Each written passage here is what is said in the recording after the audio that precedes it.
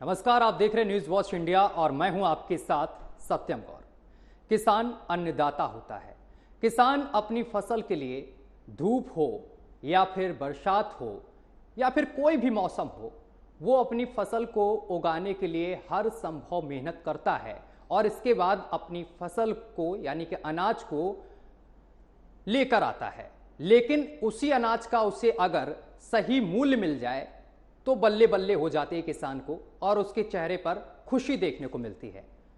अगर सरकार की बात करें तो सरकार किसानों की आय दोगुनी करने की बात करती है, लेकिन और इसके साथ साथ अगर सरकार की बात की जाए तो सरकार तमाम योजनाएं भी किसानों के लिए लेके आती है।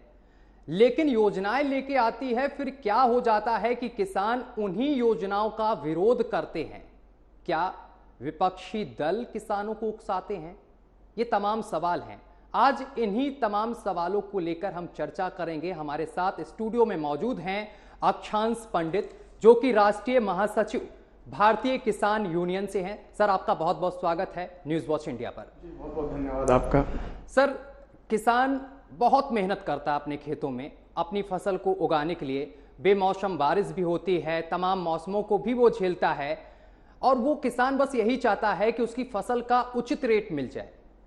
और सरकार जो है आप लोगों के लिए तमाम योजनाएं भी लेके आती है, फिर आप लोग उन योजनाओं का आखिर विरोध क्यों करते हैं? अभी कृषि कानून आए थे, उसको लेकर भी विरोध देखने को मिला, उनको आप लोगों ने काला कानून बताया। देखिए, एक चीज बहुत ही सामान्य शब्दों में समझने की आवश्यकता है जी। समस्या कहाँ से उत्पन्न होती उसको जानने की आवश्यकता है और विषय की वास्तविकता को समझने की आवश्यकता है। मामला क्या है, मामले की जो गंभीरता है, उन सब विषयों पर बहुत ही गंभीरता से विवेचना करने की आवश्यकता है। देखिए, सर्वप्रथम कोई भी व्यक्ति जो हम लोगों को ये कहता है, जैसे कि अभी आपने भी अपनी बात को प्रारंभ करते समय, पहले तो धन्यवाद है आपका, जो कम से कम आपने आज ये जो किसानों का विषय इसको अपने न्यूज़ चैनल के स्टूडियो से उठाने का एक काम किया, उसके लिए मैं बहुत बहुत आपको पहले आभार एवं धन्यवाद प्रकट करता है। किसानों के मुद्दे को पहले से भी उठाता आया है सर, और आज भी हम लगातार उठाते रहेंगे जब जब किसानों की बात होती रहेगी। बिल्कुल, तो आपका धन्यवाद है। अब विषय जो आ रहा है कि हम लोगों के द्वारा ऐसा क्यों किया जा रहा है या सरकारों की क्यों नीतियों का विरोध किया जा रहा है, उस पर मैं आपको बड़ी सादगी के साथ इसका उत्तर देता हूँ।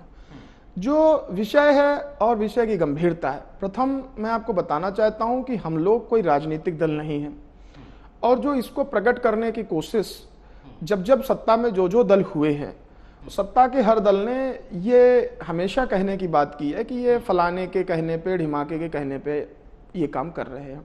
लेकिन मैं आपको बताना चाहता हूँ कि पूरे दौरान आंदोलन या भारतीय किसान यूनियन ने जब जिन विषयों को लेकर के किसी प्रकार के आंदोलन या विषय पे चर्चा की है, उन्होंने कभी किसी ब्राह्मण पे, ठाकुर पे, क्षत्रिय पर, दलित पर, वैश्य पर या किसी भी जाति, धर्म, समाज, संप्रदाय पर कभी भी भारतीय किसान यूनियन ने अपना आंदोलन या उसके विषय नहीं रखे हैं।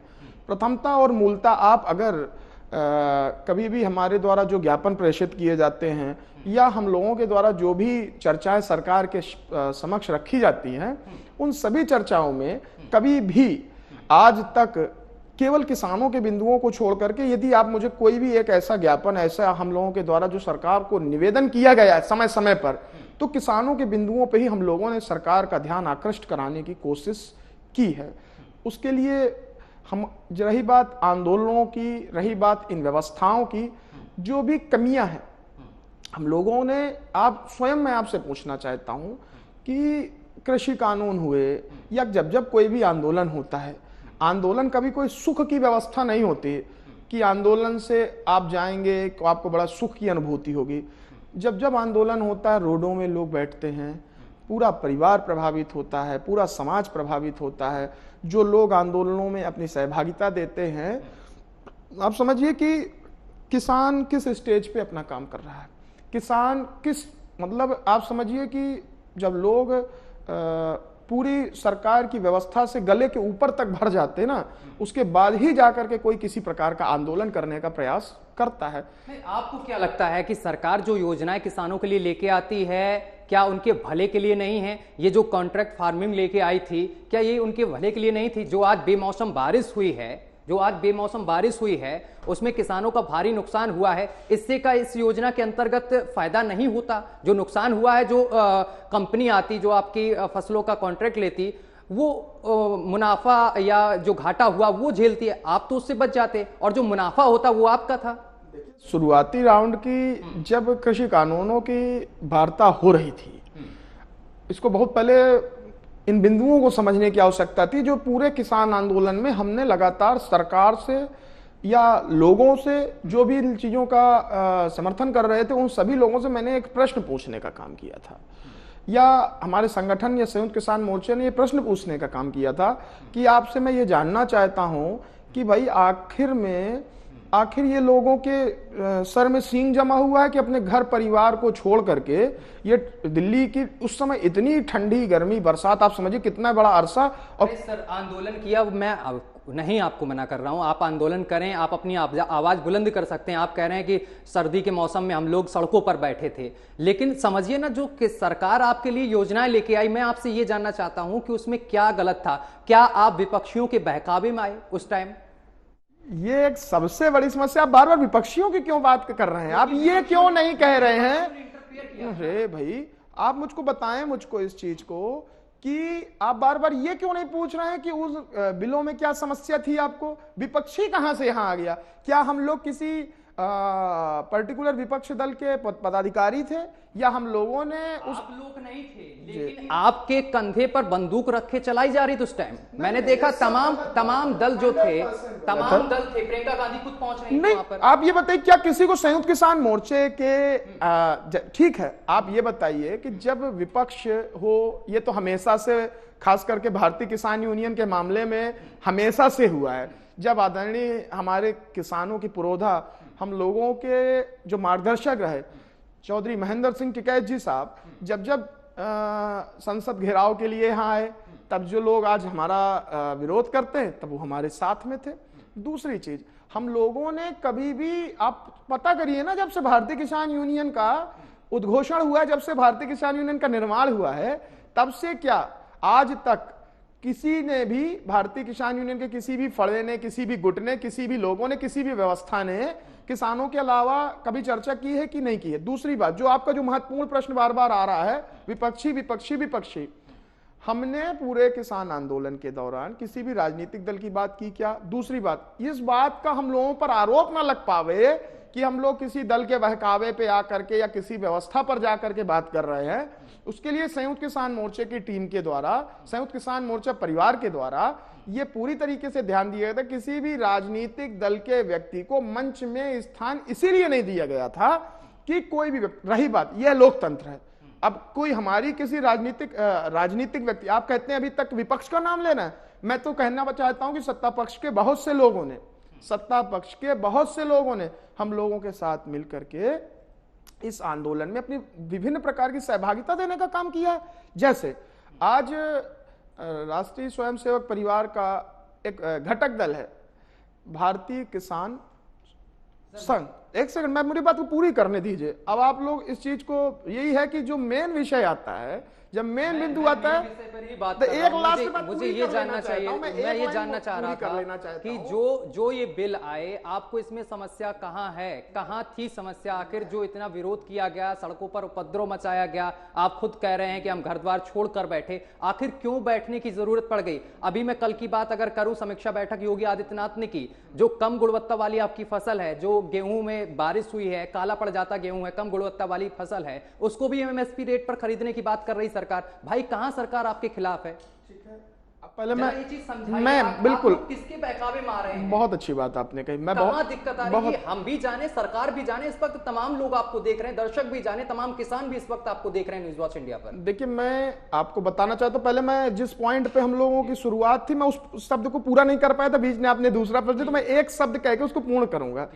पहले तो ये स्पष्ट समझ लेने की आवश्यकता है कि सरकार का ही वह घटक दल था, या सरकार गलत शब्द मेरे थे, मैं इसको वापस लेता हूं, जो भारतीय स्वयंसेवक दल का ही एक घटक संगठन था भारतीय किसान संघ, इन्होंने भी समय समय पे सरकार को चेताया था कि आप समय रहते हुए इन बिलों की वापसी कर ले, यह बिल सही नहीं है, और इन बिलों के लिए आने वाले समय को अगर सरकार समय रहते हुए इन बिलों की वापसी नहीं करती है तो सरकार को इन चीजों के लिए आगे परिणाम देखने होंगे। बात नंबर 1।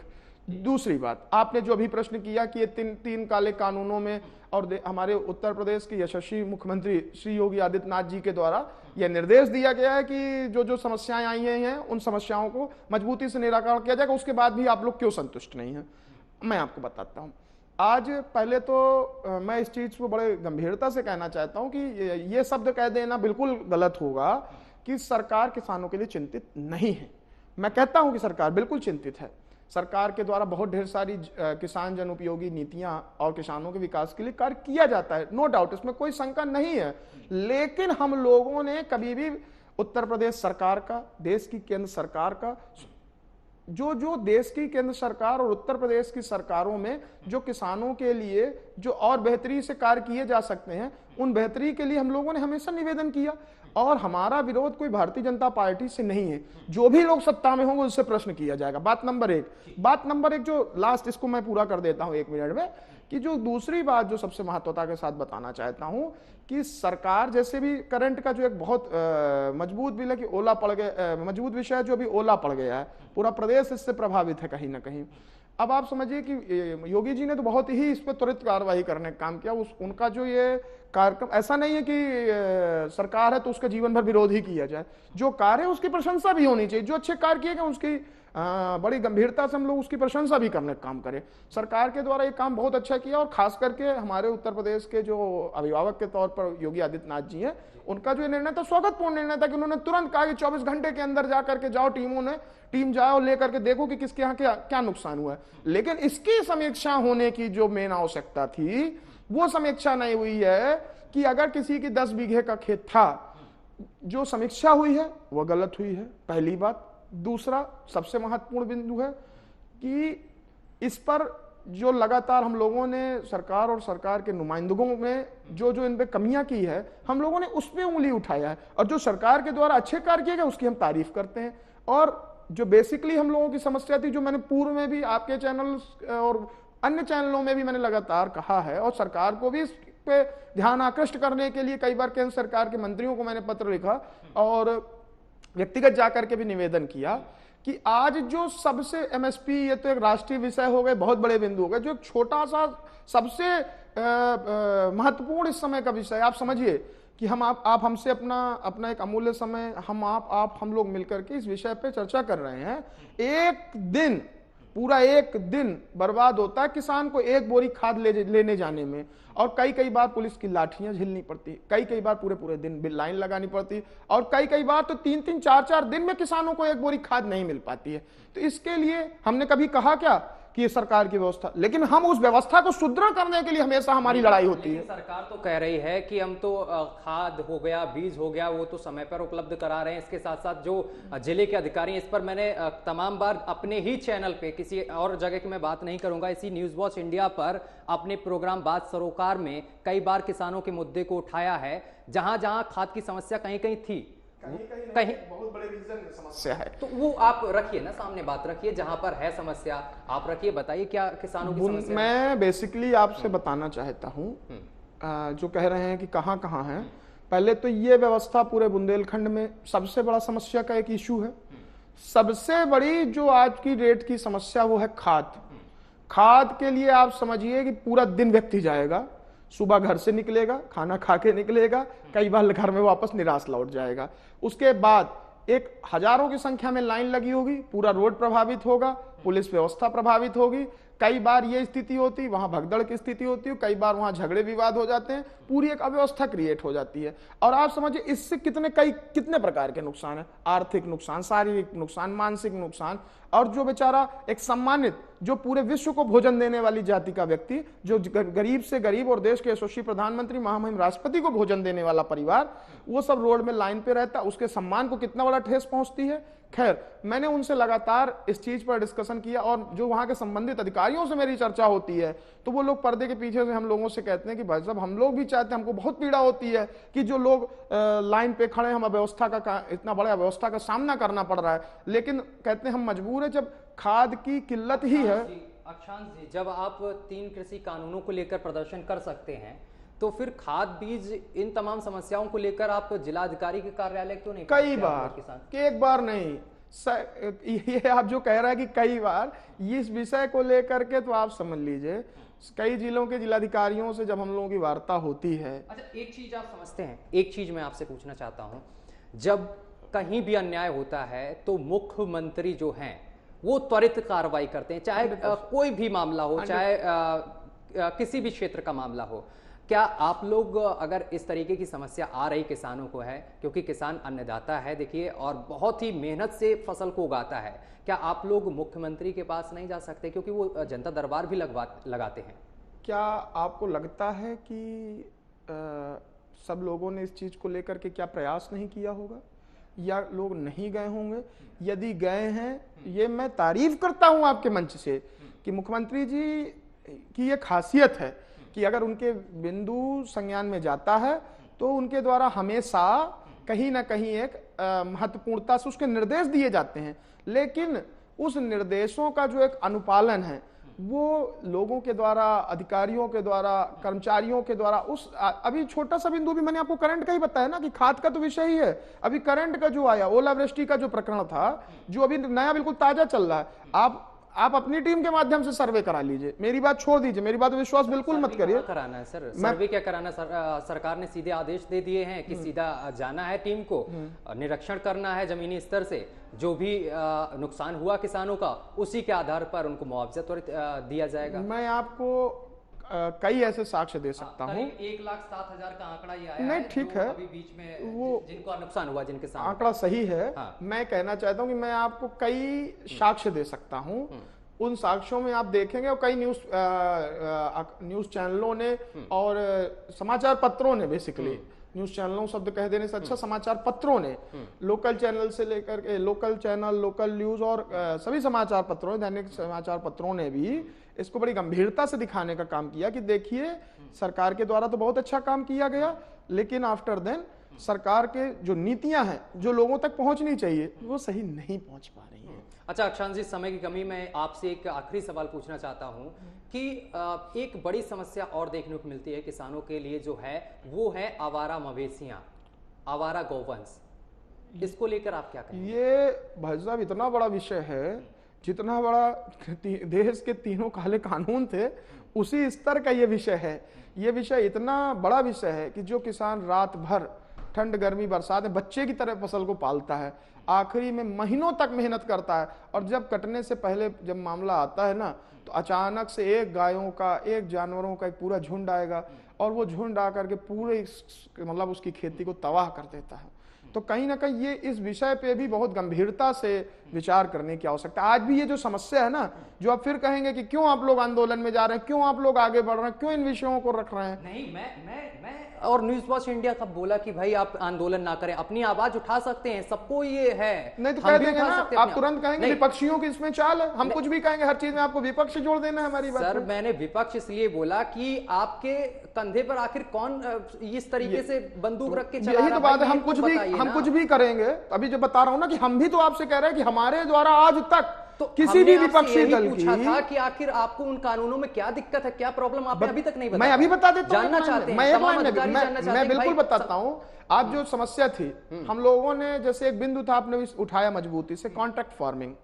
हम लोगों ने उस समय जब वार्ता चल रही थी तो हमारे शीर्ष नेताओं ने भी इस चीज पे चर्चा की थी कि हम ये चाहते हैं कॉन्ट्रैक्ट फार्मिंग में कि जैसे सरकार और कंपनी के बीच में निविदा होती है, निविदा के दौरान अगर चाहे वो किसान हो चाहे वो कंपनी हो, जो भी निविदा की शर्तें हैं उन शर्तों पे अगर जो भी अपना अडिग नहीं रहता है, क्योंकि किसान तो बेचारा कमजोर होता है, और वो संयोग से जब पर्टिकुलर कंपनी अपनी निविदा की शर्तों से दूर होगी, निविदा की शर्तों को नहीं माना जाएगा, तो उसके लिए एसडीएम कोर्ट कह रहे थे कि एसडीएम कोर्ट में आप जाकर के अपना दायरा कर सकते हैं। हम लोगों को ये था कि आज भी जो संबंधित प्रशासन होता है वो तो कई बार हो सकता है कि ढुलमुल रवैया अख्तियार कर सके, लेकिन हम लोगों ने कहा था कि इसमें एक भाई इंक्लूड किया जाना चाहिए उस समय वार्ता के दौरान कि भैया ऐसा करिए कि इसको इंक्लूड करिए तो व्यक्ति न्यायालय चला जाए। न्यायालय की व्यवस्था देश में आज भी न्यायालय का जो मामला है बिल्कुल क्लियर रहता है। इस तरीके के बहुत से ऐसे छोटी छोटी कमियां थी।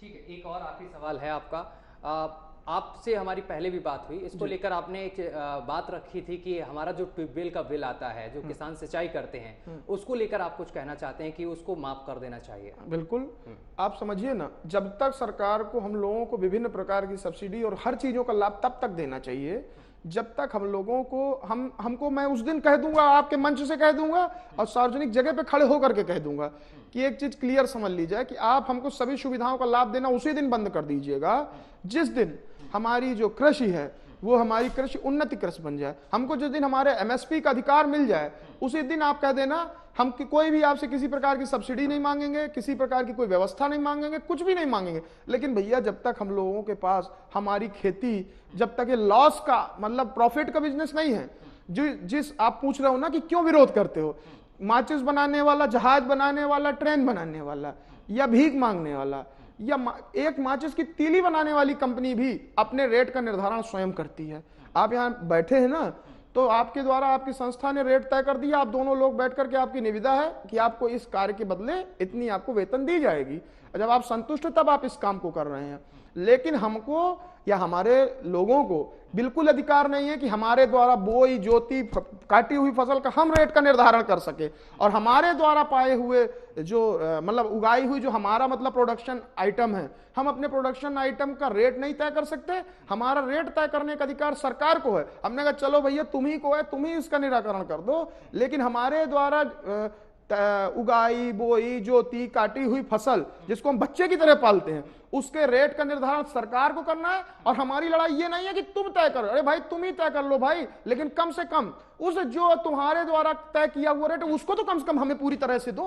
ये एक बहुत बड़ा बिंदु है। ठीक है, आकांक्षी समय की कमी है, बहुत बहुत शुक्रिया आपका हमारे साथ बातचीत करने के लिए। तो आपको बताते चले कि किसानों की अभी भी तमाम समस्याएं हैं जिसको लेकर किसान अपनी आवाज लगातार समय समय पर बुलंद करते आते हैं। फिलहाल मेरे साथ अभी के लिए बस इतना ही। देश दुनिया की तमाम खबरें देखने के लिए देखते रहिए आपका अपना चैनल न्यूज़ वॉच इंडिया।